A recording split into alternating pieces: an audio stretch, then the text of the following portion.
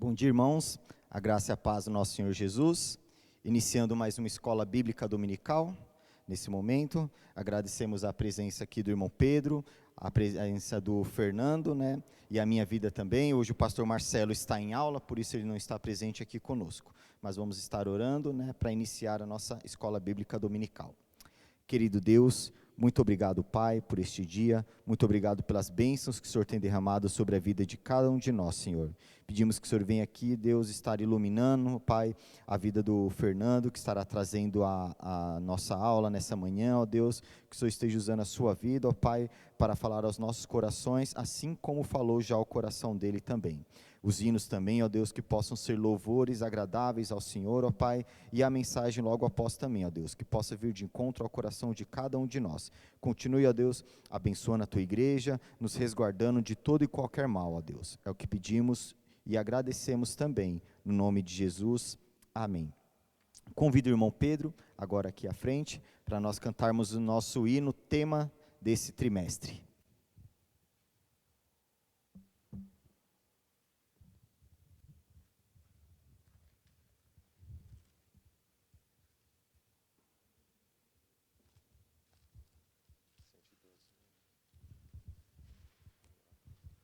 Paz em Cristo, irmãos. Hino 112.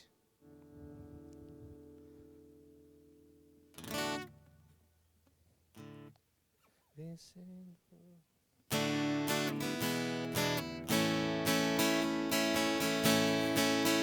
Já refúgio a glória eterna de Jesus, o Rei dos Reis. Breve os reinos deste mundo seguirão as suas leis. Os sinais da sua vinda mais se mostram cada vez. Vencendo vem Jesus. Glória, glória, aleluia. Glória, glória, aleluia. Glória, glória, aleluia. Vencendo vem Jesus. O clarim já batentes, a batalha já soou. Cristo à frente do povo, multidões já conquistou. O inimigo em retirada, seu furor tenteou. Vencendo vem Jesus. Glória, glória, aleluia. Glória, glória, aleluia. Glória, glória, aleluia. Vencendo vem Jesus. Eis que em glória refulgente sobre as nuvens descerá, e as nações e os reis da terra com poder governará. Sim, em paz e santidade toda a terra regerá. Vencendo vem Jesus. Glória, glória, aleluia. Glória, glória, aleluia. Glória, glória, aleluia. Vencendo vem Jesus. E por fim entronizado as nações há de julgar. Todos grandes e pequenos o Jesus escancará. E os remidos triunfantes em fulgor hão de cantar. Vencido tem Jesus. Glória, glória, aleluia. Glória, glória, aleluia. Glória, glória, aleluia. Vencido tem Jesus.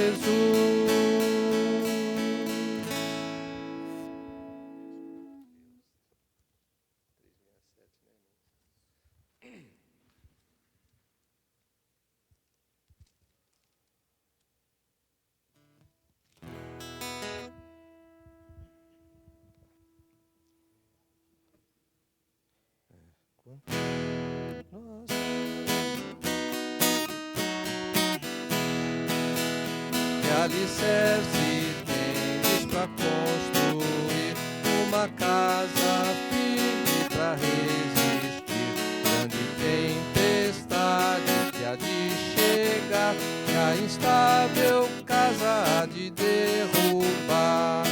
Nossa morada na rocha está, firme e segura ela ficará. Quando o temporal contra ela der, há de resistir todo o seu poder. Como faz a areia na fundação, fazem nossas obras na salvação. Pois alguém que só em si mesmo crê no Senhor Jesus ainda não tem fé. Nossa morada na rocha está, firme e segura ela ficará. Quando o temporal contra ela der, há de resistir todo o seu poder. Os cristãos, porém, que deveras creem, pelas obras mostram a fé que tem. Sua fé firmada no Salvador, na maior procela ei-lo sem temor. Nossa morada na rocha está, firme e segura ela ficará. Quando o temporal contra ela der, há de resistir todo o seu poder.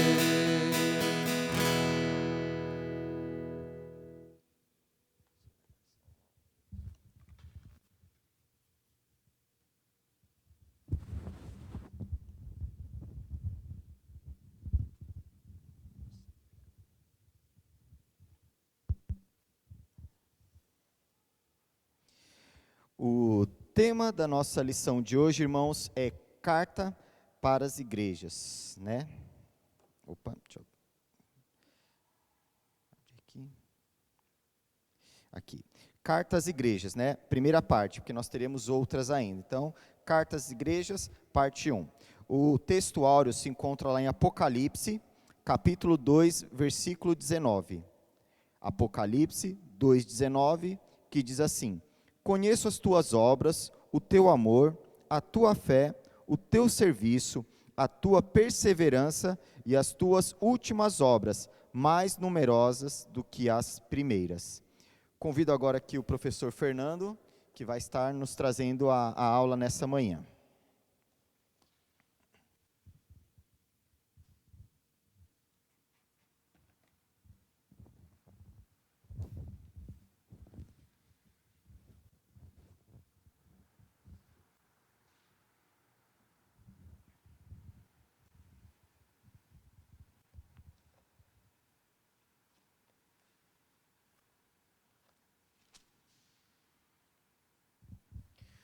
A graça e a paz, amada igreja.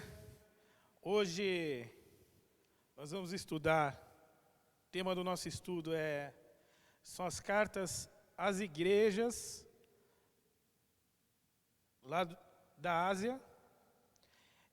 No total são sete igrejas, foram 7 cartas às 7 igrejas da Ásia, tá?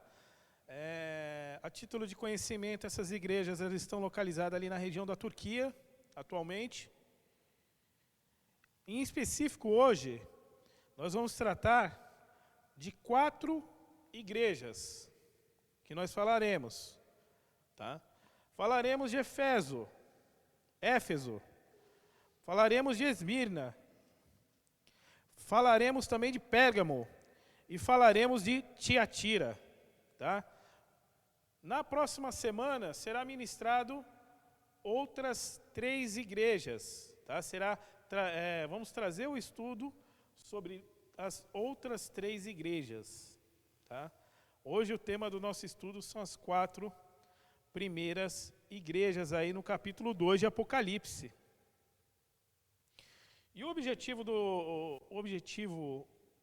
do estudo, irmãos, hoje, é compreender a atualidade dessas cartas para o nosso dia de hoje. Tá?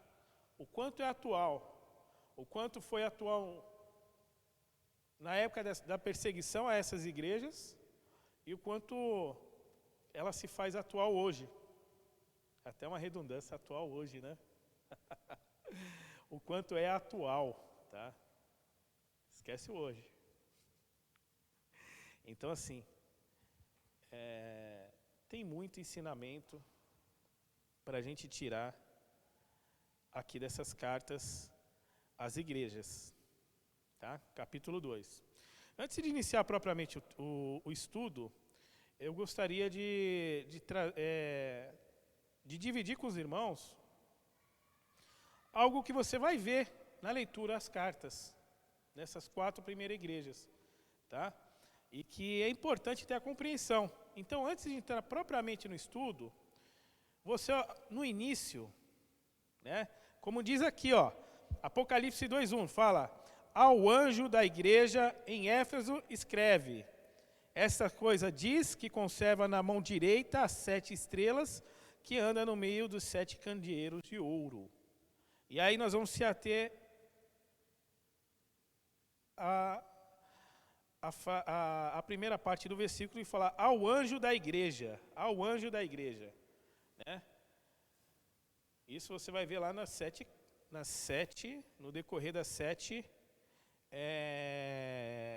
cartas às igrejas, tá? Quem que é esse anjo? Tá? Esse anjo é Cristo é o anjo da igreja, é o pastor ou a liderança da igreja. Porque quando ele fala ao anjo da igreja, e aí eu coloco a palavra anjo aqui, vem de mensageiro, trata-se a respeito da liderança da igreja. Ao anjo da igreja. Jesus não mandaria uma mensagem para o anjo com ponto forte e ponto negativo, como a gente vê aqui. Então, quando você vê ao anjo da igreja, trata-se a respeito do pastor, da liderança, do mensageiro da palavra. Tá? Então, quando você vê aqui ao anjo da igreja em Éfeso, trata-se a respeito da liderança da igreja. Ao anjo da igreja, ao pastor, ao mensageiro, à liderança. Tá? Então, se habituem a isso. Quando você vê ao anjo, trata-se do pastor ou liderança da igreja. Tá? Então, esse é o primeiro ponto que eu quero trazer e nós vamos reforçar isso daqui no decorrer do nosso estudo. Outro termo que você vai ver aqui é Nicolaítas, ou Nicolaitas, né? E aí, você vai ver também nessas cartas, né, a igreja. Você vai ver aparecendo esse termo, Nicolaitas, né? E quem são esses Nicolaitas, né? Estudiosos entendem que se tratava de discípulos de Nicolau de Antioquia. Tá? Nicolau pregava a libertinagem cristã e ignorava o corpo como templo do Espírito Santo. Fato, e é isso que a gente tem que se ater quando a gente vê Nicolaitas aqui em Apocalipse, é que é uma representação da heresia na igreja. Tá? Então, no decorrer do estudo, veremos que vai aparecer os Nicolaitas também. Tá? E podemos trazer como representação de heresia na igreja. Tá? Vamos abrir as nossas Bíblias lá em 1 Coríntios 6, de 9 a 10. 1 Coríntios 6, de 9 a 10. E vamos ver o que a palavra de Deus fala a respeito de libertinagem cristã e a ignorância ao corpo como templo do Espírito Santo. 1 Coríntios 6, de 9 a 10. Ou não sabeis que os injustos não herdarão o reino de Deus?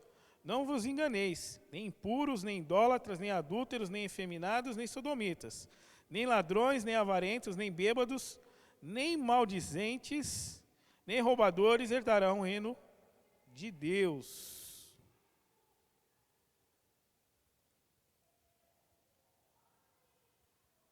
Então, o que eu quero deixar aqui sobre Nicolaitas, ou Nicolaitas, né, é que é uma representação da heresia. Tá? E conforme estudiosos que pregavam a libertinagem cristã, ignorava o corpo como templo do Espírito Santo. Outro ponto que nós vamos ver aqui nesse estudo é Balaão, a história de Balaão, tá? Que a gente pode ver lá em Números 22, né? Até convido a igreja a abrir lá em Números 22, é uma história bem conhecida, né?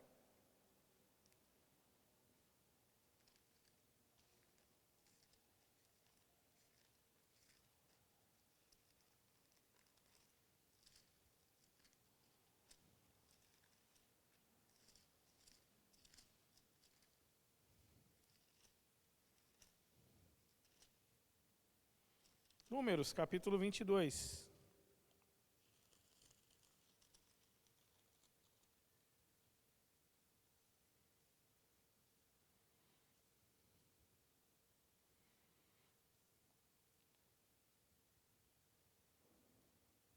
E aí eu vou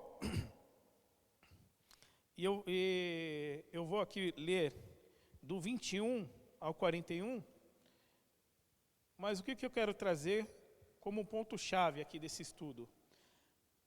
Representação de falsos profetas. Nós veremos falar aqui nas cartas às igrejas da representação do falso profeta.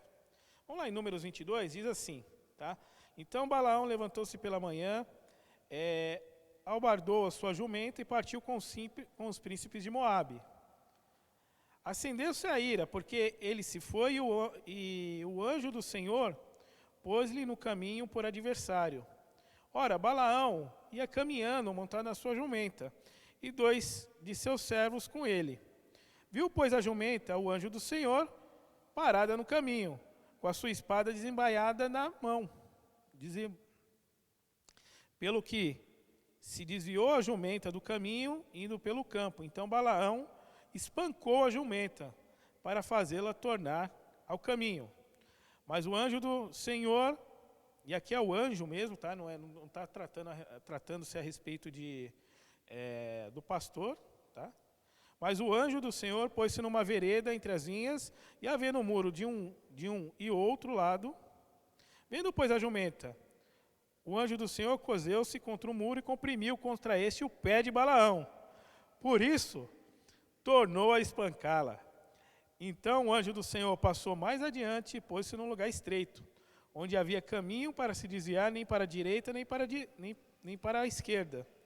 Vendo a jumenta, o anjo do Senhor deixou-se cair debaixo de Balaão e acendeu-se a ira de Balaão e espancou a jumenta com a vara. Então o Senhor fez falar a jumenta, a qual disse a Balaão: que te fiz eu, que me espancaste já 3 vezes? Respondeu Balaão à jumenta: porque zombaste de mim, tivera eu uma espada na mão e agora te mataria. Replicou a jumenta a Balaão: porventura, não sou a tua jumenta, em que toda a tua vida cavalgaste até hoje? Acaso tem sido o meu costume fazer isso contigo? Ele respondeu: não. Então o Senhor abriu os olhos a Balaão, e ele viu o anjo do Senhor que estava no caminho, com a sua espada desembaiada na mão, pelo que inclinou a cabeça e prostou-se com o rosto em terra. Então o anjo do Senhor lhe disse: por que já 3 vezes espancaste a jumenta? Eis que eu saí com teu adversário, porque o teu caminho é perverso diante de mim. A jumenta me viu e já 3 vezes desviou de diante de mim.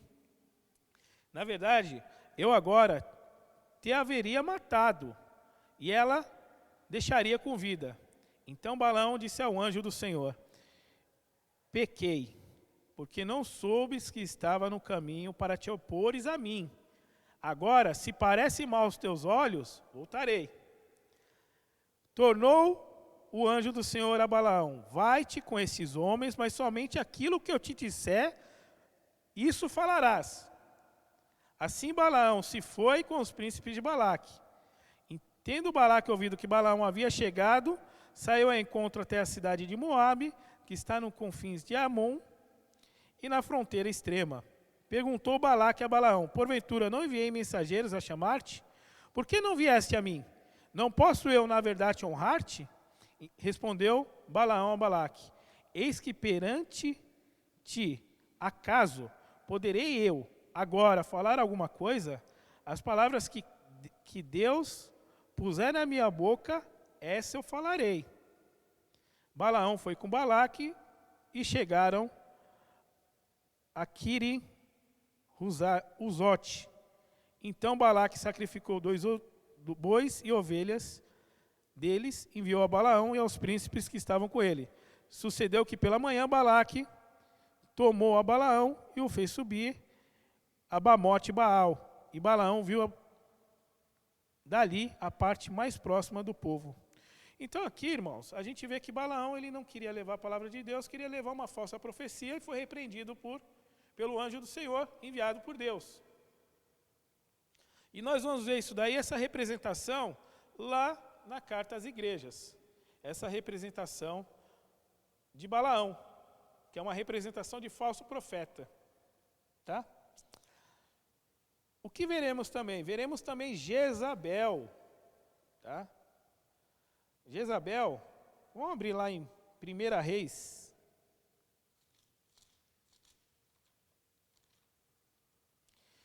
Primeira Reis 16, 29.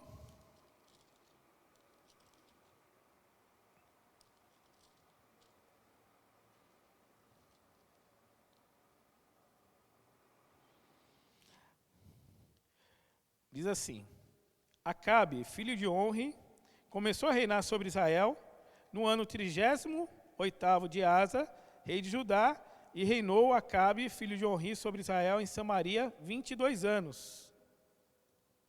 Tá? Acabe era esposo de Jezabel. Tá?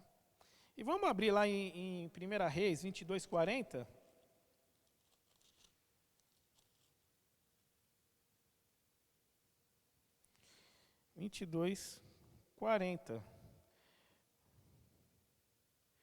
Assim descansou Acabe com seus pais, e Acasias, seu filho, reinou em seu lugar. Então aqui a gente vê o reinado de Acabe durante 22 anos, né? Ele sendo esposo de Jezabel. Jezabel foi uma rainha que fez muito mal ao povo de Israel. E é uma representação da idolatria, da imoralidade e da maldade. Aí eu não vou, o tempo é pequeno, não dá para a gente ler toda a história de Jezabel. Tá?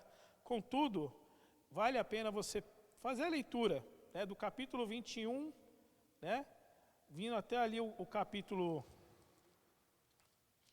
do capítulo 21, né? Ou antes, né? Você pode vir ali com toda a história, vindo no capítulo 19, você vai ver as histórias de Elias, né? E você vai ter essa história na íntegra de Jezabel, mas se eu puder trazer assim uma síntese, ela foi uma rainha que fez muito mal ao povo de Israel, tá? E a representação dela é idolatria, imoralidade e maldade. Então, irmãos, nós vamos ver isso daqui no decorrer do nosso estudo, tá? Nós vamos ver ao anjo da igreja, que nós falamos aqui, que trata-se do pastor, da liderança dessas igrejas, tá? Os nicolaítas, que são uma representação de heresia dentro da igreja, né? Eles segundo estudiosos, aí, pregavam a libertinagem cristã e ignoravam o corpo como templo do Espírito Santo. Balaão, representação de falsos profetas, né? E Jezabel aí, uma representação da idolatria, imoralidade e maldade dentro da igreja. Você vê que sempre você tem uma sã doutrina e você tem fatores externos querendo entrar no meio dessa sã doutrina da igreja. Lembrando que a igreja, tá? Como estudos anteriores nós tratamos aqui, é muito e é muito falado, a igreja não é o templo, são pessoas. Então nós estamos falando de ideias diferentes à doutrina da palavra de Deus que querem querem convencer as pessoas dessas doutrinas. E aí eu convido até a pensar, né, irmãos? Nada diferente de hoje, né? Quanta doutrina, quanta heresia aparece, né? E as pessoas querem nos convencer dessas heresias. Tá? Então guardem esses termos, tá? E daqui para frente, se alguém perguntar para você, puxa, quem que era o anjo da igreja lá em Apocalipse? Né? Você já sabe que se trata da liderança da igreja. Né? Se alguém perguntar sobre os nicolaítas, né?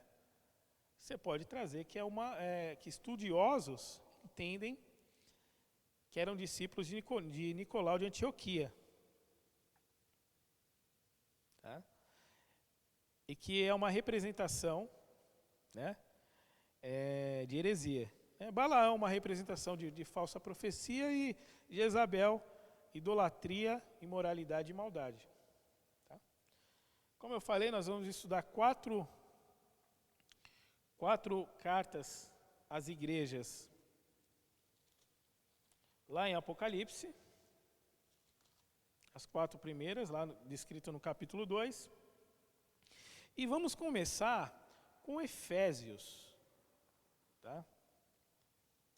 Vamos começar com Efésios. Antes de ler, eu queria trazer alguns pontos salientes lá de Efésios, tá? Característica da cidade de Efésios, tá? Culto à deusa Diana. Havia culto à deusa Diana. Vamos abrir lá em Atos 19:35. Irmãos, hoje nós vamos manusear muito a Bíblia, tá? Então, não deixe a Bíblia fechada. Convido você em casa, abra a Bíblia, veja os textos. Atos 19:35. Que diz assim, tá? Esse daqui é um grande tumulto que estava ocorrendo lá por conta do apóstolo Paulo em Éfeso. Tá? 19:35 diz assim: o escrivão da cidade, tendo apaziguado o povo, disse: senhores efésios, quem porventura não sabe que a cidade de Éfeso é a guardiã do templo da grande Diana e da imagem que caiu de Júpiter? Então aqui a gente vê que havia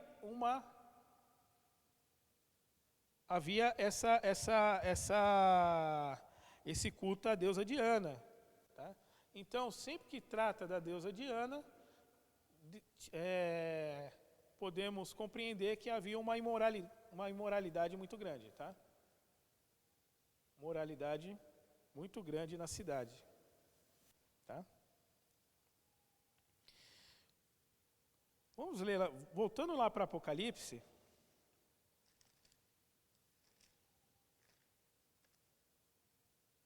No capítulo 2, nós vamos falar agora que já sabemos que tinha imoralidade na cidade, né? E que eles cultuavam a deusa Diana, e esse era o pano de fundo da igreja lá em Éfeso. Nós podemos ler com maior compreensão. E diz assim, no capítulo 2, tá? Do 1 ao 7, diz assim: ao anjo da igreja em Éfeso escreve: estas coisas diz aquele que conserva na mão direita as 7 estrelas e que anda no meio dos 7 candeeiros de ouro. Conheço as tuas obras, tanto o teu labor como a tua perseverança, e que não pode suportar homens maus, e que puseste a provas os que a si mesmos se declaram apóstolos e não são, e os achastes mentirosos. Tens perseverança e suportaste provas por causa do meu nome, e não te deixaste esmurecer. Até o versículo 3 aqui, a gente vê que era uma igreja que tinha muita firmeza. Tá? E essa era uma característica, um ponto forte da igreja de Éfeso, era a firmeza. Tá? E agora vamos à advertência a essa igreja. Tenho, porém, contra ti que abandonaste o teu primeiro amor. Lembra-te, pois, onde caíste, arrependeste e volta à prática das primeiras obras. E se não, venho a ti e moverei do seu lugar o teu candeeiro, caso não te arrependas. Tens, contudo, a teu favor que odeia as obras dos nicolaítas, as quais eu também odeio. Quem tem ouvidos, ouça o que o Espírito diz à igreja. Ao vencedor, dar-lhe-ei que se alimente da árvore da vida que se encontra no paraíso de Deus. Então, assim, irmãos, a gente vê que tinha muita firmeza, tinha muita obra, mas tinha esquecido o primeiro amor. Então, irmãos, se a gente fazer qualquer coisa para Deus, se não tiver amor, né, amor às pessoas, amor à obra de Deus, não valeu nada. Precisa fazer com amor. Vamos ler lá em... A gente vê que eles trabalhavam muito, mas esqueceram do amor. Então, irmãos, falando aqui a respeito do primeiro amor, de fazer as obras de Deus com amor. Tá? Amor ao próximo. Se não tiver amor, nós não podemos, não faz sentido. E aí eu convido a igreja a abrir um texto muito conhecido lá em 1 Coríntios 13. Nós vamos ler inteiro esse capítulo, tá? E diz assim: eu passo a mostrar-vos um caminho sobremodo excelente, ainda que eu fale a língua dos homens e dos anjos.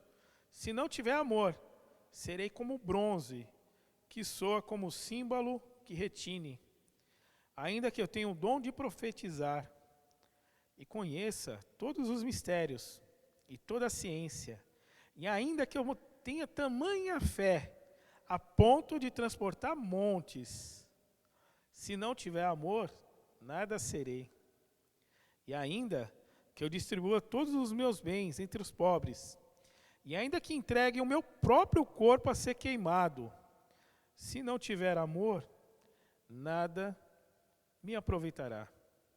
O amor é paciente, é benigno, o amor não arde em ciúmes, não se ufana, não se ensoberbece, não conduz inconvenientemente, mas não procura os seus interesses, não se exaspera, não se ressente do mal, não se alegra com a injustiça, mas regozija-se.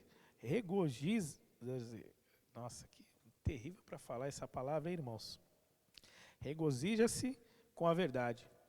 Tudo sofre, tudo crê, tudo espera, tudo suporta.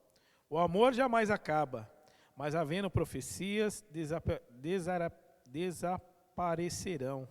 Havendo línguas, cessarão. Havendo ciência, passará. Porque em parte conhecemos e em parte profetizamos. Quando, porém, vier o que é perfeito, então o que é em parte será aniquilado. Quando eu era menino, falava como menino, sentia como menino, pensava como menino. Quando cheguei a ser homem, desisti das coisas próprias de menino. Porque agora vemos como em espelho obscuramente. Então veremos face a face. Agora conheço em parte. Então conhecerei como também sou conhecido. Agora, pois, permanece a fé, a esperança e o amor. Esses três, porém, o maior destes é o amor. Então, assim, irmãos, a grande advertência à igreja de Éfeso foi perder esse amor no fazer a obra. Confesso para vocês, irmãos, que me escandaliza quando um crente vê um ímpio no caminho perdido, como um ladrão. E esse ladrão, ele pega e fala assim: ladrão bom é ladrão morto. Me preocupa isso. Acho que ladrão bom é ladrão convertido e fazendo a obra de Deus e com uma vida restaurada. Então, uma reflexão. E aí, cada um tem que fazer uma reflexão, que podemos estar no ativismo, corrermos o risco de, semelhante à igreja de Éfeso, estar no ativismo, fazendo muita obra e esquecendo do amor. E as palavras de Jesus, né? E aí eu quero trazer, além desse texto de 1 Coríntios 13, eu vou abrir lá em João 13:34. Convido a igreja a abrir em João, Evangelho de João.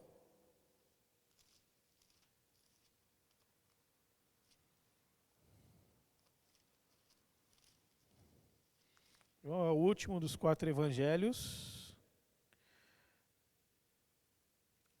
Capítulo 13.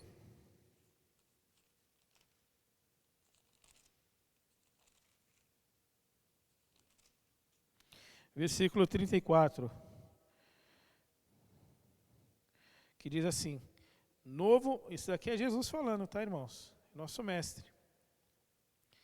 Novo mandamento vos dou, que ameis uns aos outros, assim como eu vos amei, que também vos ameis uns aos outros.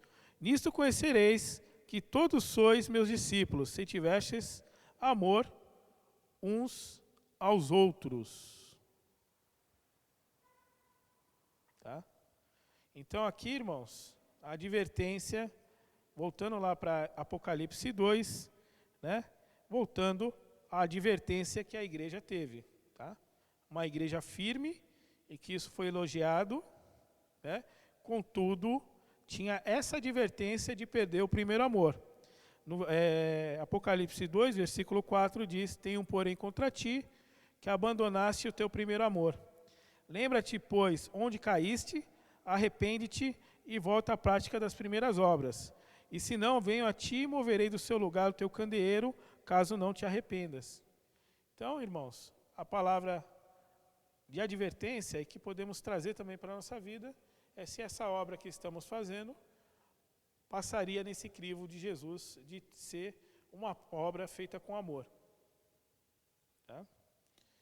Então, a igreja de Éfeso era uma igreja firme, tinha obras, né? Resistia os nicolaítas, né? Mas recebeu essa advertência de abandonar o primeiro amor. Então, o que podemos tirar de ensinamento? Tudo que fomos fazer aqui na obra de Deus, fazer com amor ao próximo. Com o mesmo amor que Jesus nos amou. Agora, irmãos, então nós falamos de Éfeso, tá? Nós vamos falar agora da igreja de Esmirna. Carta à igreja de Esmirna. Tá? Antes de entrar propriamente aqui no estudo, né? A gente vai falar os pontos fortes da igreja, tá? E a carta de Esmirna, ela só recebeu elogios, tá? E ela é uma representação, ela passava por grande tribulação e sofrimento, e de grande força espiritual para suportar as pressões. Vamos ler Apocalipse 2, do 8 ao 11, que diz assim: ao anjo da igreja em Esmirna, escreve: estas coisas diz o primeiro e o último, que esteve morto e tornou a viver. Conheço a tua tribulação, a tua pobreza, mas tu és rico. A blasfêmia dos que a si mesmos se declaram judeus e não são, sendo antes sinagoga de Satanás. Não temas essas coisas que tens de sofrer. Eis que o diabo está para lançar em prisão algum dentre vós, para ser postos à prova. e tereis tribulação de 10 dias. Sê fiel até a morte, e dar-te-ei a coroa da vida. Quem tem ouvidos, ouça que o Espírito diz à igreja. O vencedor de modo nenhum sofrerá dano na segunda morte. Não sofrerá dano porque ele está salvo. Ele sofreu aqui, a gente vê a igreja, carta à igreja de Esmina, uma pressão muito grande, né? Uma tribulação muito grande. Foram mortos, muitos cristãos morreram em Esmina, né? E aqui a gente vê que só teve elogio de Jesus, né? Isso daí também nos remete à nossa própria vida, né? E o quanto, vez por outra, a gente vê aí alguma placa na igreja falando assim, venha para cá e pare de sofrer, né? Aceite a Cristo e pare de sofrer. Não, isso é mentira. Você vai ter sofrimento, como toda pessoa, qualquer ser humano aqui na Terra, né? Você vai passar por momentos de tribulação, né? Vão ter momentos alegres na sua vida? Vão ter, mas vão ter momentos de tribulação também, porque é o normal da vida de todo mundo, né? E assim, é certo falar também que tem pessoas que sofrem mais do que outras.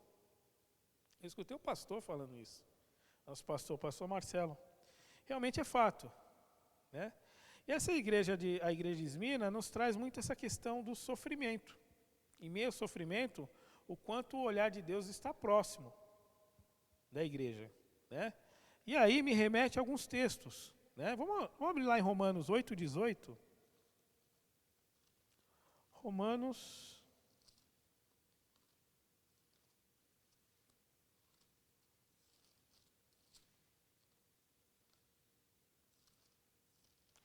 8:18.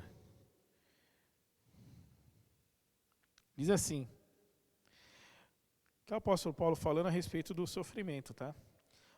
Porque para mim tenho por certo que o sofrimento do tempo presente não pode ser comparado com a glória a ser revelada em nós.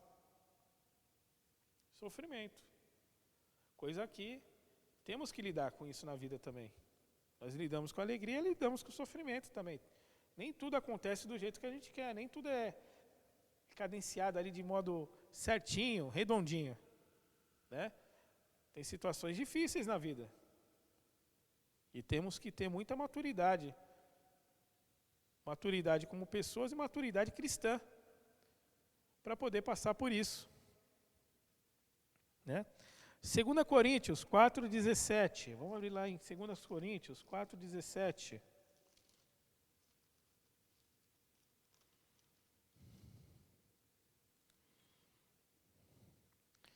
Diz assim: porque a nossa leve e momentânea tribulação produz para nós eterno peso de glória, acima de toda comparação. Não se atentando às coisas que se veem, mas nas que não se veem, porque as que não se veem, as que se veem são temporais, e as que não se veem são eternas. Então, para o tempo de tribulação, é o tempo que a gente está mais próximo de Deus. O próprio apóstolo Paulo falava que quando eu estou fraco, é que eu estou forte. E é justamente nesse sentido. Então, Esmirna tem essa representação de tribulação e sofrimento, tá? E a grande força espiritual que ela tinha para suportar essas pressões, tá? Vamos abrir também em 2 Coríntios, capítulo 11.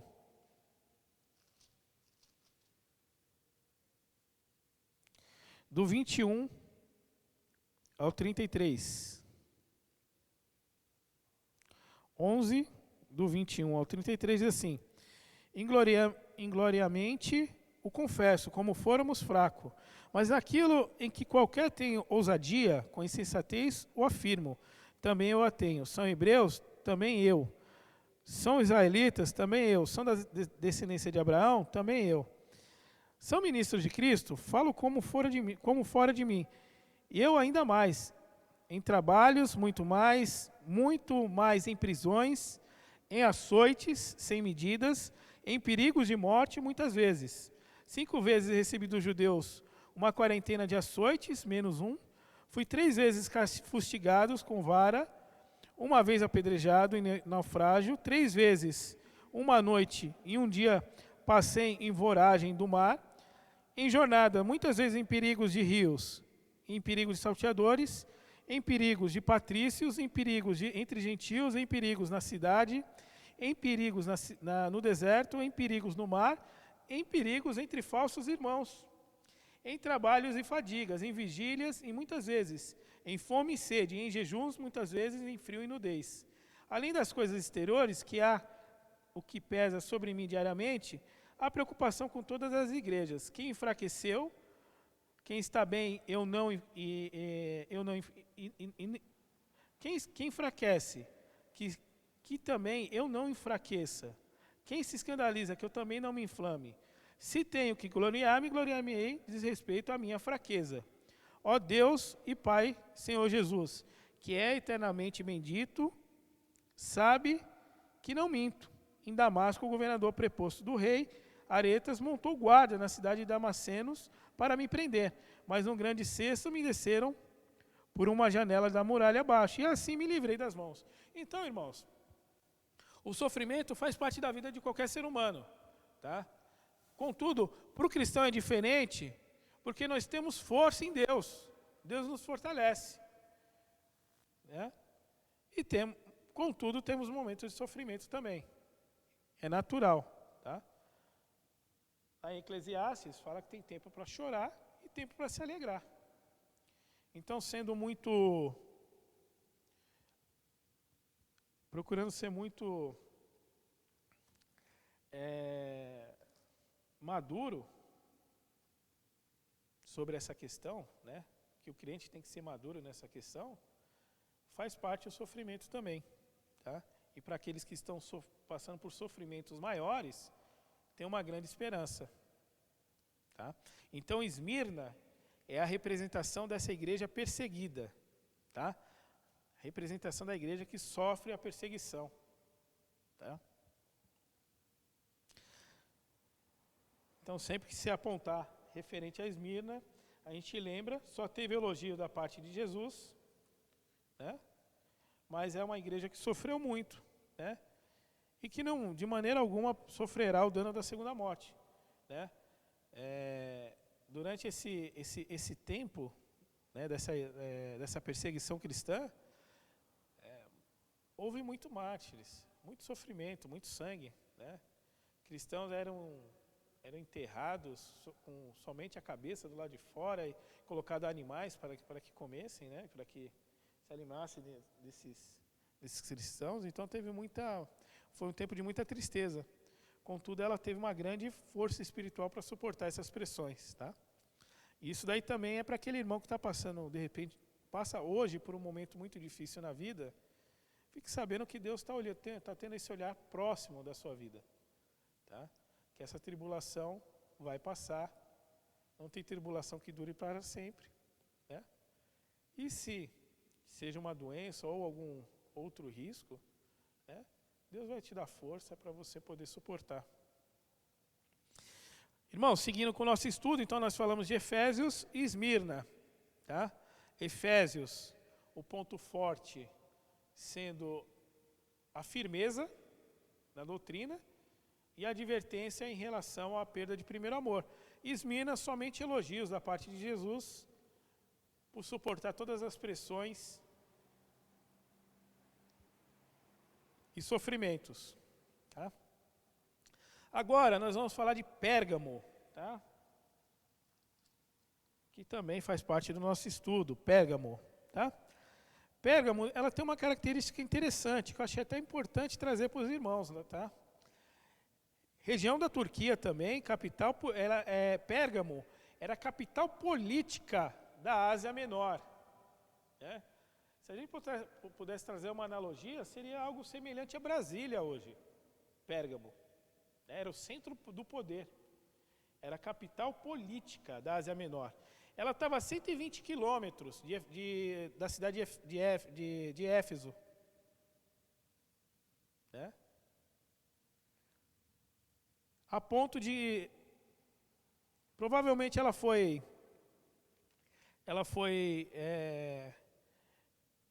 e ela era denominada como Império Romano do Oriente, por conta dessa capital ser a capital política da Ásia Menor. Tá? O ponto forte da cidade de Pérgamo, tá? Não negou a fé, habitando onde estava o trono de Satanás. Tá? Habitando onde estava o trono de Satanás. Então a gente vê que ela tinha uma influência negativa muito grande. A influência no entorno ali da cidade de Pérgamo era muito grande, né? E a advertência que ela recebeu foi que precisava ser fiel à doutrina. E aí a gente vai abrir alguns textos para poder falar disso, tá? Vamos ler lá em Apocalipse, tá? Sobre a carta à igreja em Pérgamo, em que diz assim: ao anjo da igreja em Pérgamo escreve: essas coisas diz aquele que tem a espada afiada de 2 gumes. Conheço em que habitas onde está o trono de Satanás, e que conservas o meu nome e não negaste a minha fé. Ainda nos dias de Antipas, minha testemunha, meu fiel, o qual foi morto entre vós, onde Satanás habita. E aqui esse Antipas está falando de um mártir, tá? Que morreu lá, na cidade de Pérgamo. Tenho, todavia, contra ti algumas coisas, pois que tens aí os que sustentam a doutrina de Balaão, o qual ensinava Balaque a armar ciladas diante dos filhos de Israel, para comerem coisas sacrificadas aos ídolos e praticarem a prostituição. Outro sim, também tu tens o que, da mesma forma, sustentam a doutrina dos nicolaítas. Portanto, arrepende-te, senão venho a ti sem demora, e contra eles pelejarei com a espada da minha boca. Quem tem ouvidos para ouvir, ouça que o Espírito diz à igreja: ao vencedor dar-lhe-ei do maná concedido, bem como lhe darei uma pedrinha branca, e sobre essa pedrinha escrito um nome novo, o qual ninguém conhece, exceto aquele que o recebe. Então, aqui em Pérgamo, né, não negou a fé. Tá?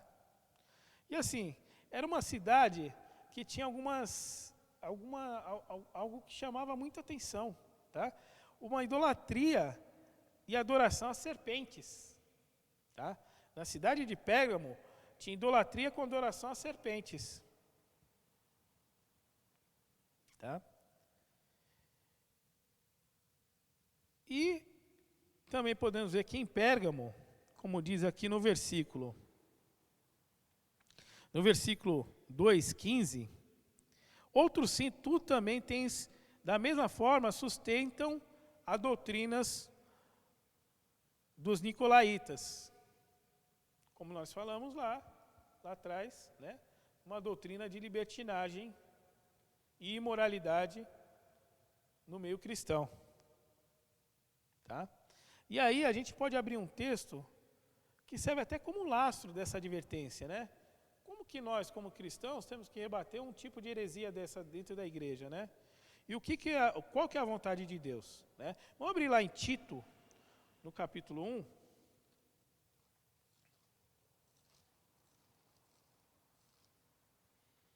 Tito, capítulo 1. Tá? Nós vamos ler do versículo 10 até o 16, depois o capítulo 2, versículo 1. Tá? Diz assim: os falsos mestres e as falsas doutrinas. Porque existem muitos insubordinados, pauradores, frívolos, enganadores, especialmente os da circuncisão. E preciso fazer-vos calar, porque andam pervertendo casas inteiras, ensinando o que não convém, por torpe ganância. Foi mesmo dentre eles um seu profeta que disse: cretenses, sempre mentirosos, feras terríveis, ventres preguiçosos. Tal testemunha é exato. Portanto, repreende-os severamente, para que sejam sadios na fé. E não se ocupem em fábulas judaicas, nem com mandamentos de homens desviados da verdade. Todas as coisas são puras para os puros, todavia, para os impuros e descrentes, nada é puro. Porque tanto a mente como a consciência deles estão corrompidas. No tocante a Deus, professam conhecê-lo, entretanto, o negam por tuas obras, e por isso são abomináveis, desobedientes e reprovados para toda boa obra. Agora, versículo 2:1 diz: Tu, porém, fala o que convém à sã doutrina.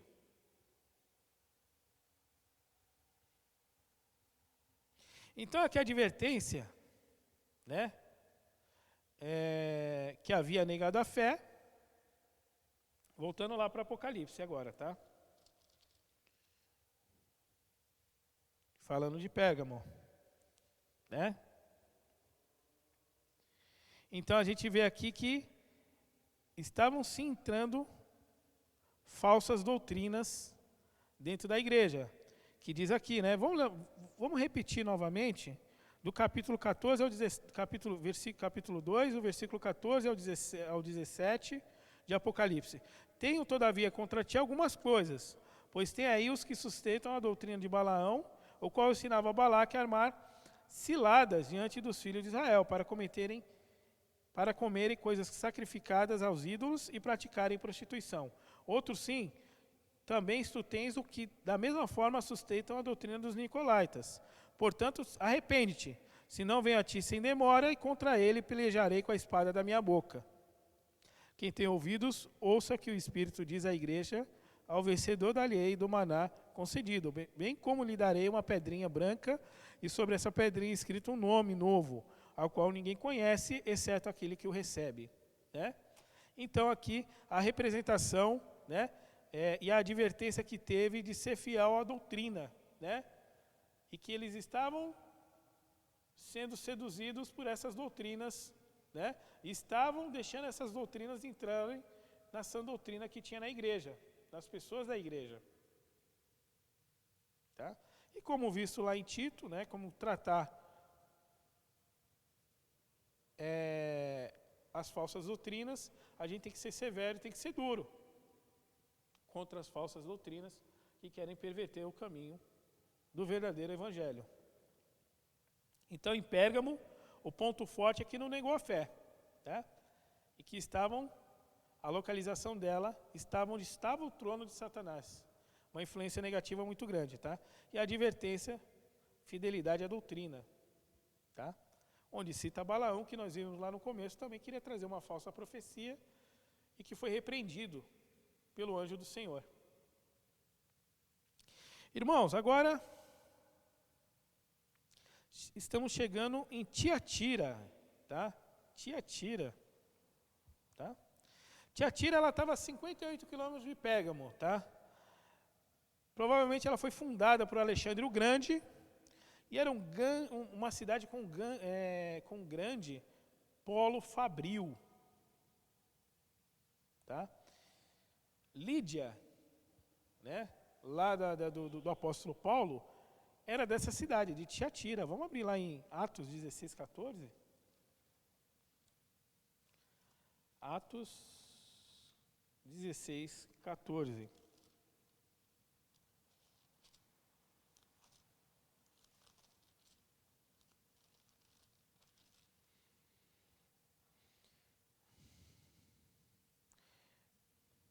É isso mesmo? Deixa eu ver. Atos 16, 14. Ixi, eu abri o errado aqui, irmãos. Vamos lá.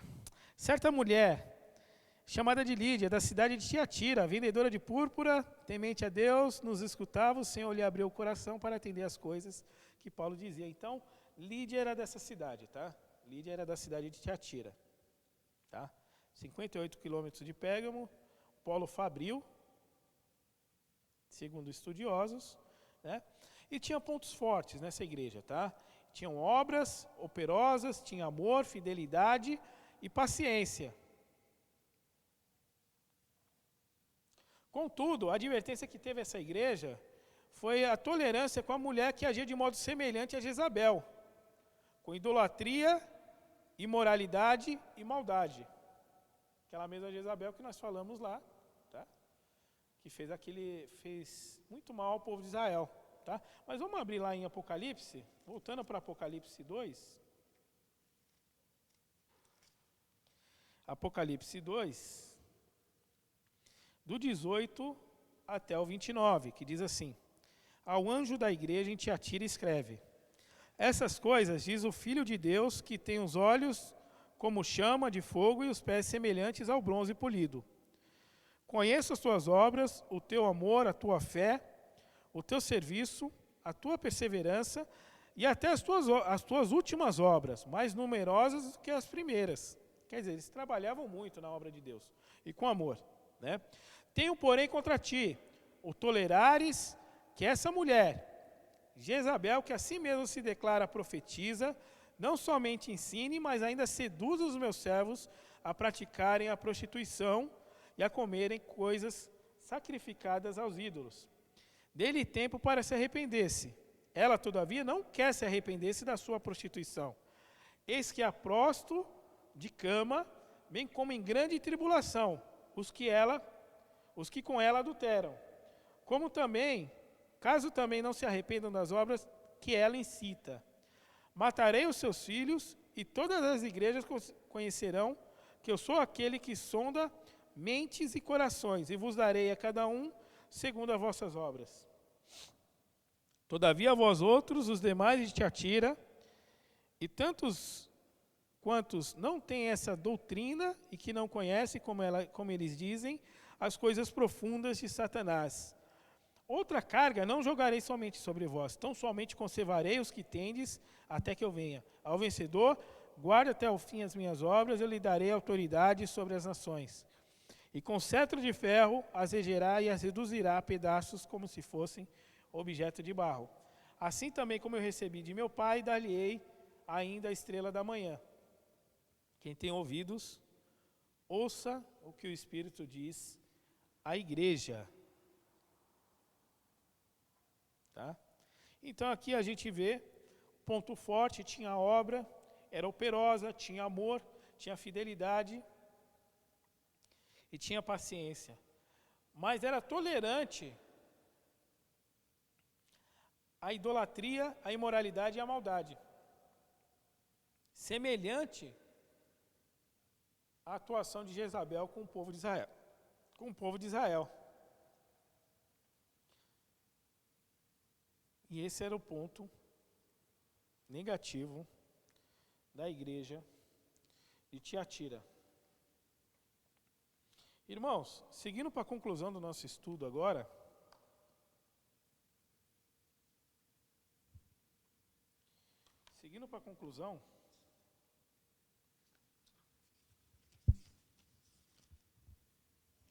dessas 4 primeiras igrejas, né? Eu vou ler a conclusão do que está na revista, que eu achei muito coerente com todo esse nosso estudo. Que diz assim: Jesus caminha com a sua igreja, tem os seus olhos como chama de fogo, vigiando a igreja. Né? Então a gente percebe um olho muito próximo de Deus pela sua igreja.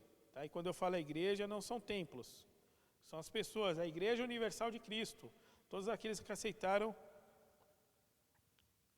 o Senhor Jesus como Senhor e Salvador. Né? Ele vê tudo e faz a distinção efetiva entre os servos de Satanás e os servos que se apresentam fiel ao Senhor. Que a igreja aprenda o valor de amar e não deixar de ser enganada pelo ativismo e perder seu primeiro amor. Que o Senhor perceba uma igreja fiel, mesmo que tenha que morrer, mas não nega o nome de Jesus, para que no lugar onde ela está plantada, seja reconhecida pelo testemunho de seus membros, como seguidora de Cristo, Esse deve ser o alvo da igreja, servir ao Senhor e mostrar-se fiel até que Ele venha. Então, grande desafio, fidelidade a Deus. Tá? Vivemos num tempo de muita influência negativa, a gente cansa de falar, isso daí já é tema que a gente já fala muito aqui no nosso meio. Influência de televisão, internet, e por aí vai. Enfim, não preciso repetir o tanto de influência que temos. Né? E o grande desafio é manter a nossa fidelidade e não deixar isso entrar dentro da nossa igreja. A igreja não se adapta ao mundo. A igreja se adapta a Jesus, às doutrinas bíblicas, a Bíblia, como regra de fé e prática. E aqui eu aprendo também que novas práticas, além do que a palavra manda, deve ser extremamente rechaçado no nosso meio. Não podemos ser coniventes com falsas doutrinas. Amém? Irmãos, aquilo que eu não consegui transmitir, que o Espírito Santo complete em vossos corações um excelente domingo, uma ótima macarronada para quem vai comer, um ótimo frango, macarronada com frango, né? Que é a comida do domingo aí. Amém? Ótimo domingo, irmãos.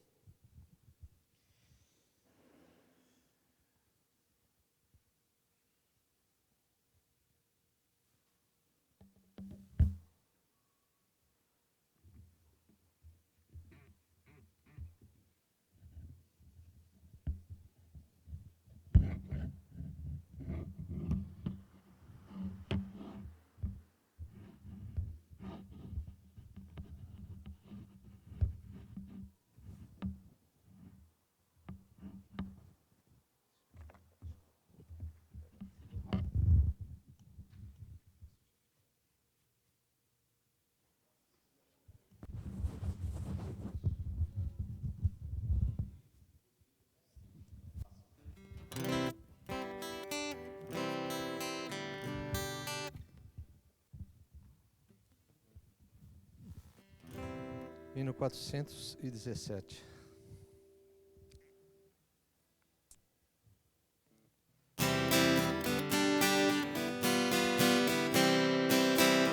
Não somente para fazer um feito singular, é mister agir com muito ardor, mas as coisas mais humildes por executar, deves fazê-las com fervor.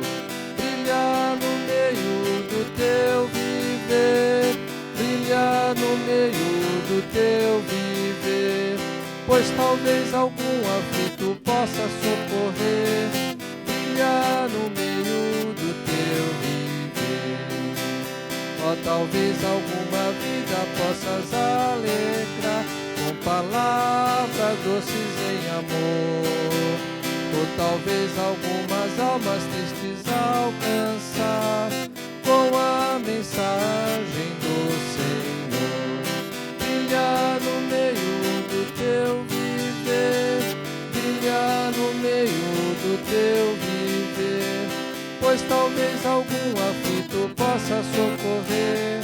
Brilhar no meio do teu viver, por maior que seja teu esforço se exercer, por mais firme a tua devoção, em redor, ó, quantas almas vivem sem prazer, jazem na negra escuridão.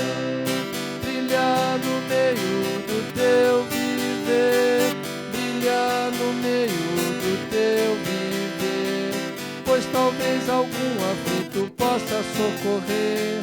Brilhar no meio do teu viver.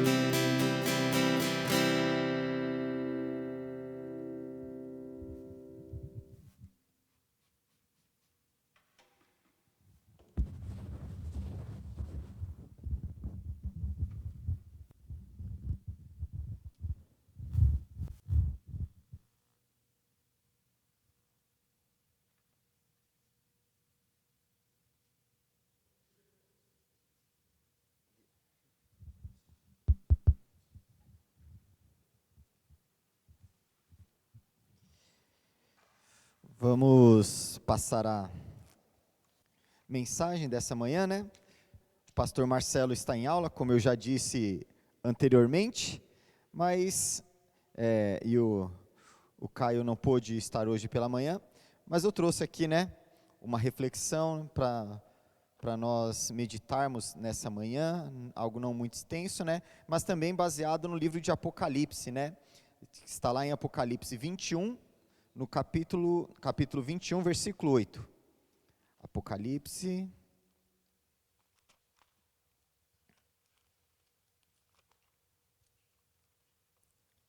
21, 8, que diz assim: quanto, porém, aos covardes, aos incrédulos, aos abomináveis, aos assassinos, aos impuros, aos feiticeiros, aos idólatras e a todos os mentirosos, a parte que lhes cabe será no lago que arde com fogo e enxofre, a saber, a segunda morte.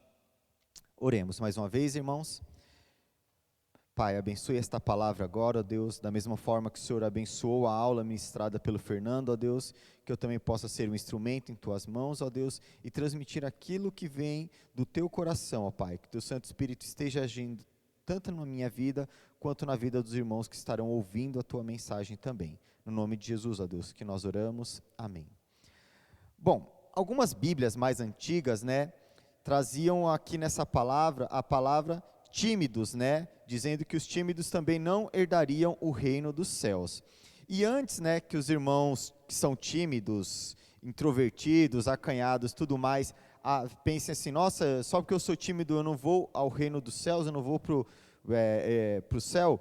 Na verdade, aqui na Bíblia, no original, essa palavra, né, que foi escrita na Bíblia, no grego era deilos, tá? Então, palavra deilos, que traduzindo, né, na versão correta, seriam os medrosos ou covardes. Então, as Bíblias atuais já corrigiram esse problema de tradução aí, né? A importância de continuar, né, dos nossos teólogos aí, continuarem estudando, né, a Bíblia e traduzindo ela, né, corrigindo algumas traduções que podem ter sido feitas erroneamente, né. Então aqui não seria tímido, né, seria exatamente igual eu li aqui, os covardes. Então está falando que os covardes não herdarão o reino do céu. E João faz aqui, né, João que escreveu o Apocalipse, faz uma séria advertência aos cristãos covardes, que durante o tempo das perseguições renunciavam à fé em Cristo com o intuito de preservarem as suas vidas. Então, muitas pessoas que se diziam seguidoras de Cristo naquela época, né, muitas pessoas que se diziam ali fiéis a Cristo, quando a perseguição começou, elas debandaram, elas abandonaram a Cristo, querendo preservar a sua vida. Então, João aqui, ele critica essas pessoas, tá? E Jesus, né, mas Jesus dá uma ênfase nas pessoas que perdem a vida por amor a Ele. Ele diz que as pessoas que perdem a vida por amor a Ele são as pessoas que realmente acham a vida. Lá em Mateus 16, 25,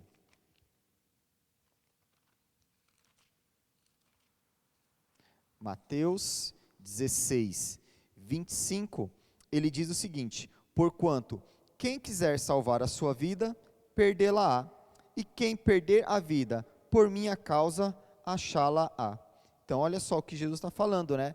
Quem perder a vida por causa dele, achou a vida.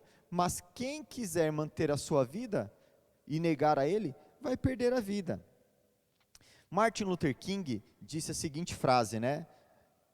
Quem não tem uma causa pela qual morrer, não tem motivo para viver. Repetindo, quem não tem uma causa pela qual morrer, não tem motivo para viver. Então, se nós que nos julgamos cristãos, não temos a convicção de morrer por causa de Cristo, por que estamos falando então que vamos seguir a Ele? Nós temos que nos manter firmes naquilo que nós dissemos, a nossa causa é Cristo. E quem se converte, irmãos, através de uma ameaça, né? Quem se converteu porque alguém chegou para ele e falou, olha, se você não se converter, você vai para o inferno. Ninguém se converte através do medo, irmãos. O medo, apesar dele existir, ele não é eterno. O medo, ele pode ser passageiro. Então ninguém se converte, né? Ninguém começa a servir a Cristo por medo. Mas nós nos convertemos através da mensagem de amor, através da mensagem do Evangelho de Jesus, né? Aquele que se fez homem e morreu pelos nossos pecados.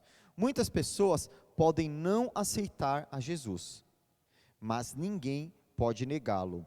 A importância de Cristo para o mundo, ela é tanta que ele é o homem que divide a história.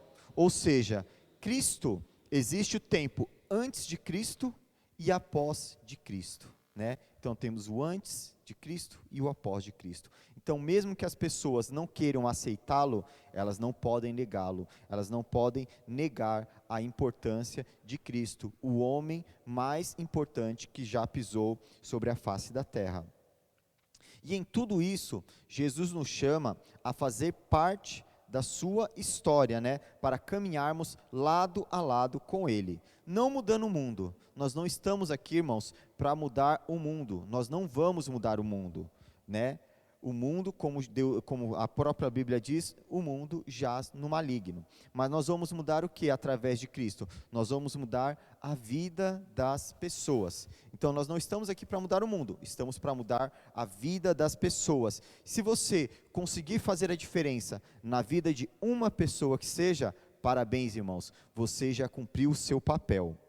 Mas para isso, nós precisamos quebrar algumas barreiras, tá? Algumas barreiras que nos impedem, né, que impedem as pessoas de ouvir esse chamado, ou muitas vezes nos impedem de seguir esse chamado. Existem 4 barreiras, irmãos: a barreira do medo, a barreira da incredulidade, a barreira da vergonha e a barreira do preconceito. Então nós vamos falar agora sobre essas 4 barreiras que nós temos que romper.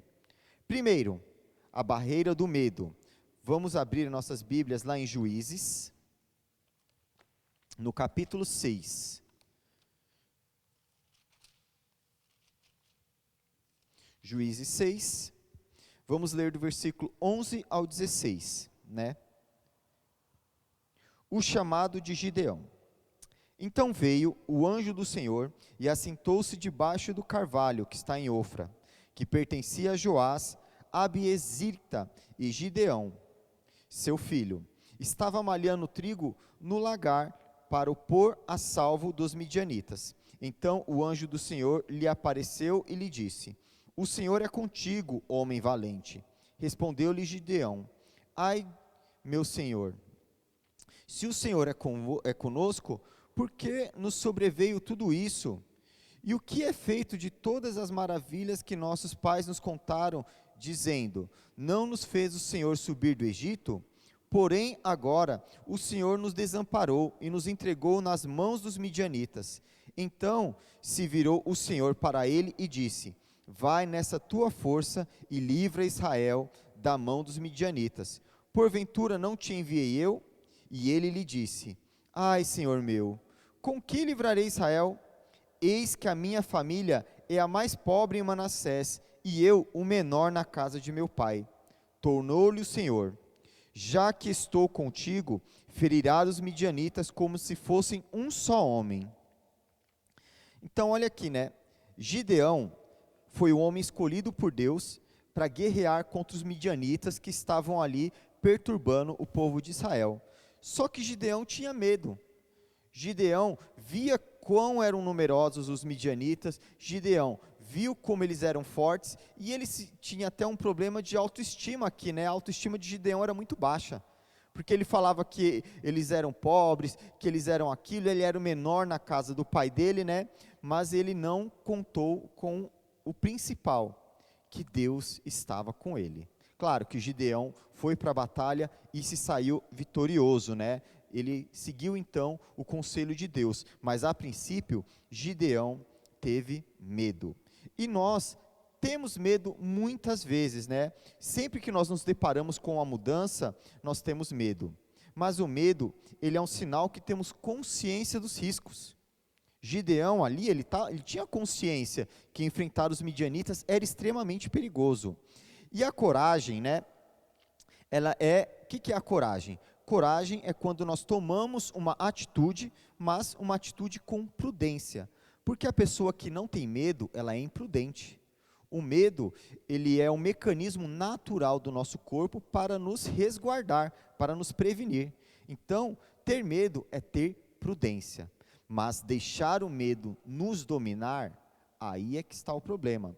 Então, nós temos que ter a coragem, temos que tomar a atitude tendo prudência, né? Ou seja, só não tem medo aquele que não tem nada a perder. E o desafio da mudança é agir apesar do medo. Precisamos escutar as vozes pessimistas, né? Que às vezes nós escutamos essas vozes que ficam na nossa cabeça. Nossa, você vai fazer isso, você vai fazer aquilo. Nossa, mas e se acontecer isso, se acontecer aquilo? Então, essas vozes pessimistas ficam nos alertando sobre os riscos das nossas decisões. Mas também, irmãos, nós precisamos ouvir a voz otimista do Espírito Santo, que nos incentiva a viver algo realmente novo, né? Às vezes nós temos medo de tomar atitude, temos medo de falar de Cristo para alguma pessoa, temos medo de ser rechaçado, mas nós temos que aprender a ouvir a voz do Espírito Santo. Se nós ouvirmos a voz do Espírito Santo, Ele vai nos direcionar em qual caminho, qual atitude nós devemos ter, qual o caminho que nós devemos seguir. Então, não temos vergonha de ter o medo, né? Nós não precisamos achar que o medo é um problema. Deixar o medo nos dominar é um problema, mas o medo é um sinal de prudência e não há nenhum problema nisso, tá? Segunda barreira a ser quebrada, irmãos, a barreira da incredulidade. Vamos agora para João, Evangelho de João, no capítulo 1, versículo 43. João 1, 43. Diz assim: no dia imediato, resolveu Jesus partir para a Galiléia e encontrou a Filipe, a quem disse: segue-me. Ora, Filipe era de Betsaida, cidade de André e de Pedro. Filipe encontrou a Natanael e disse-lhe: achamos aquele de quem Moisés escreveu na lei, e a quem se referiram os profetas, Jesus, o Nazareno, filho de José. Perguntou-lhe Natanael: de Nazaré pode sair alguma coisa boa? Respondeu-lhe Filipe: vem e vê. Jesus viu Natanael aproximar-se e disse a seu respeito: eis aí um verdadeiro israelita, em quem não há dolo. Perguntou-lhe Natanael: de onde me conheces? Respondeu-lhe Jesus: antes de Filipe te chamar, eu te vi, quando estavas debaixo da figueira. Então exclamou Natanael: mestre, tu és o Filho de Deus, tu és o Rei de Israel. Ao que Jesus lhe respondeu: por que te disse que te vi debaixo da figueira, crês? Pois maiores coisas do que estas verás. E acrescentou: em verdade vos digo, que vereis o céu aberto e os anjos de Deus subindo e descendo sobre o Filho do Homem. Não sabemos o que Natanael fazia debaixo da figueira, mas devia ser alguma coisa importante, porque quando Jesus disse para ele: olha, eu vi o que você estava fazendo na figueira, na hora a incredulidade de Natanael cessou.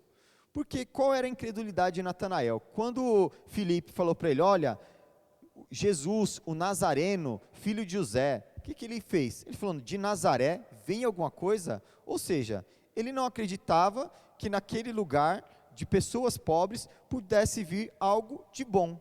E quando Jesus, e ele até fala, né, ele é até meio ríspido, né, com Jesus, porque Jesus fala: olha, um homem que não há dolo, né, ele fala: ué, de onde me conheces? Ele é extremamente agressivo com Jesus. Só que quando Jesus fala para ele da figueira, na hora, Natanael crê em Jesus. Eu vi o pastor Augusto Nicodemos dizer que a incredulidade é você virar as costas para Deus, ou você inferiorizar o poder de Deus. Então, Augusto Nicodemos diz que a incredulidade é você virar as costas ou inferiorizar o poder de Deus. Quando eu duvido que Deus pode realizar algo na minha vida, eu estou sendo incrédulo. Então, quando eu acho que aquele meu problema não tem solução, eu estou sendo incrédulo. eu estou duvidando do poder de Deus na minha vida. Muitas coisas são difíceis de ser superadas? São, mas nenhuma delas é impossível de ser para Deus. Deus tem o poder para aquilo, e se Ele ainda não fez, é porque Ele sabe que não era a hora, tá? Se eu digo, quando eu vejo uma pessoa, olha, aquela pessoa não tem jeito, olha, aquela pessoa nunca vai tomar um rumo na vida, eu também estou sendo incrédulo.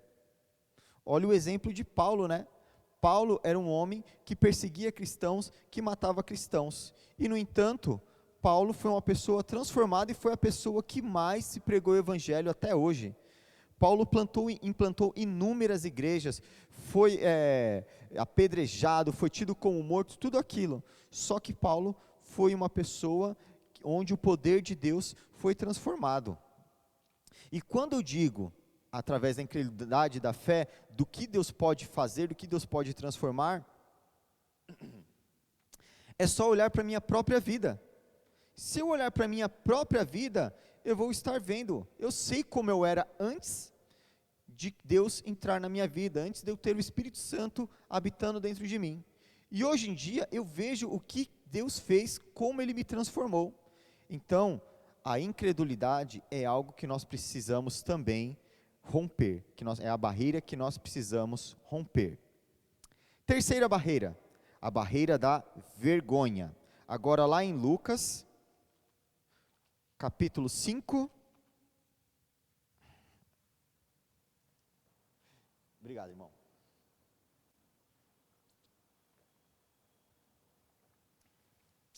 Lucas 5, a partir do versículo 1, que diz: Aconteceu que, ao apertá-lo a multidão para ouvir a palavra de Deus, estava ele junto ao lago de Genezaré, e viu 2 barcos junto à praia do lago, mas os pescadores, havendo desembarcado, levavam as redes. Entretanto, um dos barcos, que era o de Simão, pediu-lhe que o afastasse um pouco da praia, e assentando-se, ensinava do barco as multidões. Quando acabou de falar, disse a Simão: Faze-te ao lago, e lançai as vossas redes para pescar. Respondeu-lhe Simão: Mestre, havendo trabalhado toda a noite, nada apanhamos, mas sob a tua palavra lançarei as redes. Isto fazendo, apanharam grande quantidade de peixes, e rompiam-se-lhe as redes.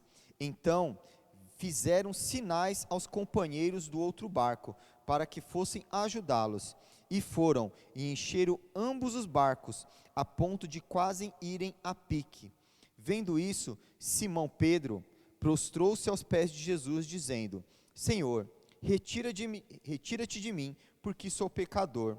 Pois à vista da pesca que fizeram, a admiração se apoderou dele e de todos os seus companheiros, bem como de Tiago e João, filhos de Zebedeu, que eram seus sócios.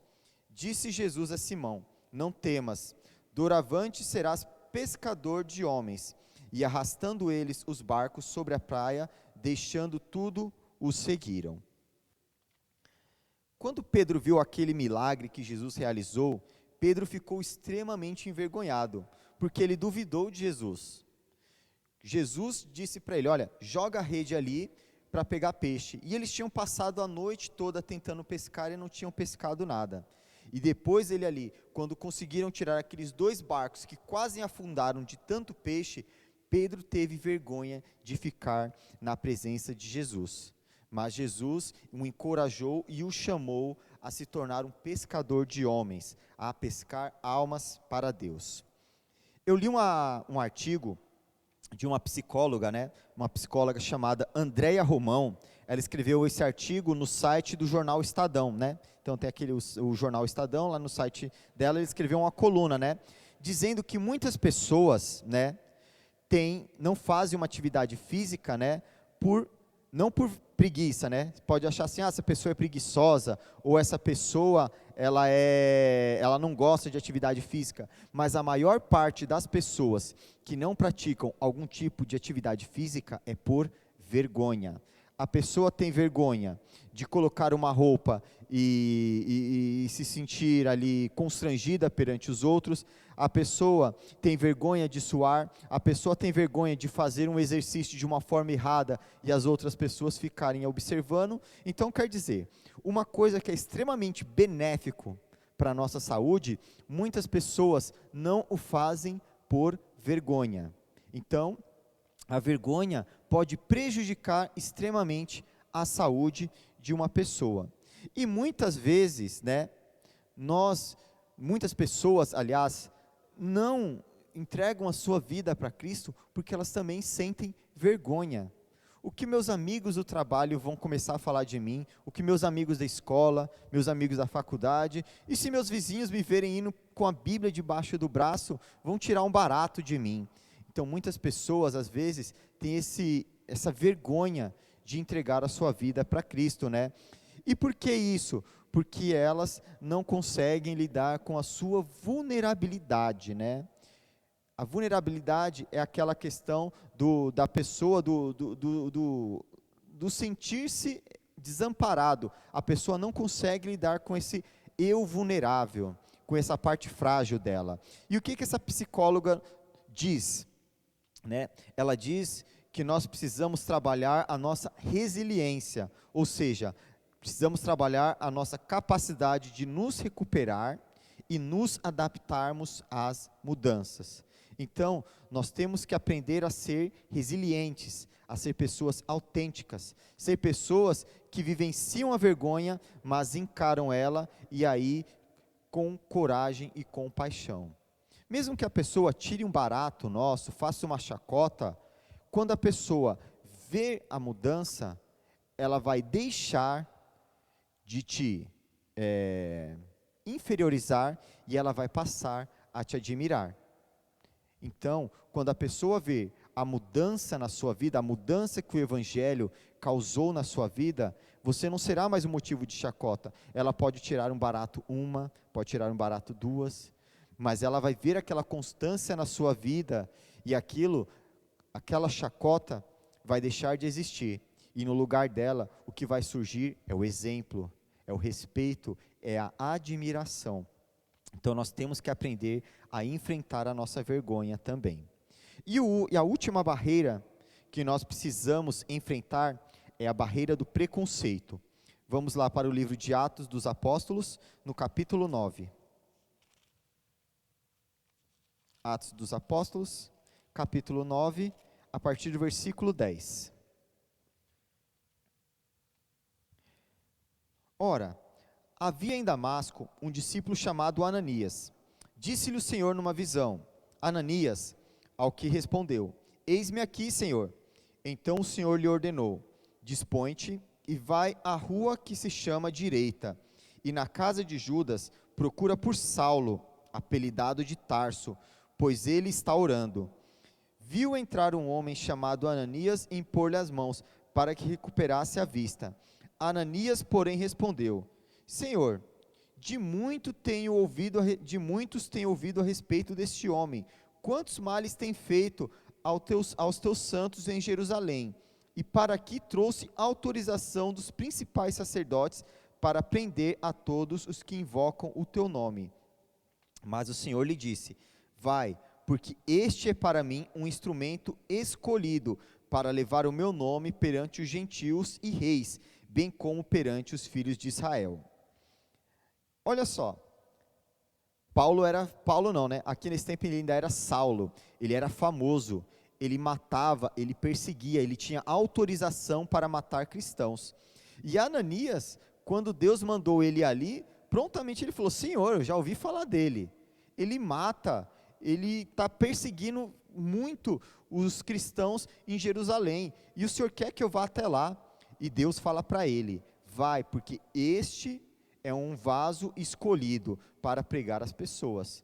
Deus sabia, né? Mas Ananias, a princípio, tinha esse preconceito com Saulo, que depois, né, até por causa desse nome, mudou para Paulo, né? Porque as pessoas conheciam ele como Saulo de Tarso, o perseguidor. Ele muda o seu nome para Paulo, para então tirar esse estigma que o nome dele carregava de perseguidor da igreja. Em uma palestra, né, o professor Leandro Carnal, uma palestra intitulada Educação e Sociedade, a relação do homem e do mundo.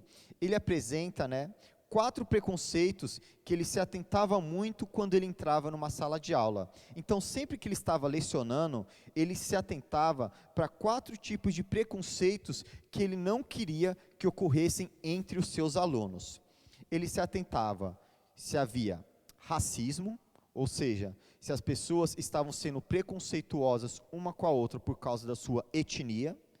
Ele se atentava ao machismo, se tinha alguém que estava inferiorizando uma mulher, só pelo fato dela ser mulher, pelo sexo dela, então ele também não admitia isso na sua aula. Pela homofobia, se alguém estava ali maltratando uma pessoa por causa da sua orientação sexual, e algo que muitos, né, não, às vezes nem têm a noção que praticam isso, que é a aporofobia. Aporofobia é quando a pessoa tem preconceito com a pobreza. E, pasme, irmãos, muitas vezes as pessoas que cometem isso são os próprios pobres. É a pessoa que só porque tem um pouquinho a mais que o outro, age com preconceito com aquela pessoa. Nesse tempo de pandemia, né, nós ficamos muito ligados na mídia, nós vimos muitas questões justamente disso sendo evidenciadas. Nós vimos aí a questão do racismo, nós vimos aí a questão toda da campanha do Black Lives Matter lá, aquela coisa do George Floyd, que foi morto nos Estados Unidos, né, asfixiado. Aqui no Brasil nós também tivemos alguns casos de policiais sendo extremamente agressivos com pessoas por causa da sua cor. E até mesmo essa semana eu vi de uma mulher, se eu não me engano, na Paraíba, onde ela falava para um homem negro: não toque em mim, eu detesto negro. Tanto que a pessoa que apresentava ali aquele vídeo, ele pede para cortar, porque ele fala: olha, eu não admito dar voz, né, para essa mulher, que pessoas assistam o que essa mulher está falando. E o pior é que havia um policial perto dela, e o policial não tomava atitude nenhuma perante aquele racismo que aquela mulher tomava. Também vimos aí um candidato a vereador agredindo a mulher na rua, batendo nela fortemente. Também temos aí, né, vemos casos de pessoas tratando pessoas homossexuais ou outras tantas assim, com agressividade. E também tivemos aí aquele caso que ficou aí famoso daquele rapaz que maltratou o motoboy, né, falando que ele era pobre, que ele não devia estar ali, não sei o quê. E olha só, ele até fala: meu nome está na Bíblia. O que tem a ver o nome da pessoa? Meu nome está na Bíblia, eu sou melhor que você porque meu nome está na Bíblia. E o rapaz até responde: mas o meu também, eu sou Mateus. Olha só quantas coisas nós temos visto, irmão, quantos tipos de preconceito tem surgido. E nós temos que nos atentar, irmãos, porque às vezes, inconscientemente, nós temos aquele preconceito que vem de raiz, que muitas vezes nós fomos criados com aquilo e nós não nos atentamos. Seja com a pessoa negra, seja uma piada homofóbica, seja com uma atitude machista, ou seja mesmo com um comentário, uma atitude que eu tenho com uma pessoa que pode estar numa situação menos favorável que a minha. Eu sou pobre? Sou, mas tem muitas pessoas que são pobres e que maltratam outras pessoas que estão numa condição inferior a ela. Nós temos que ter todo esse cuidado, irmãos. Por quê? Porque nós estamos aqui para pregar o Evangelho de Deus.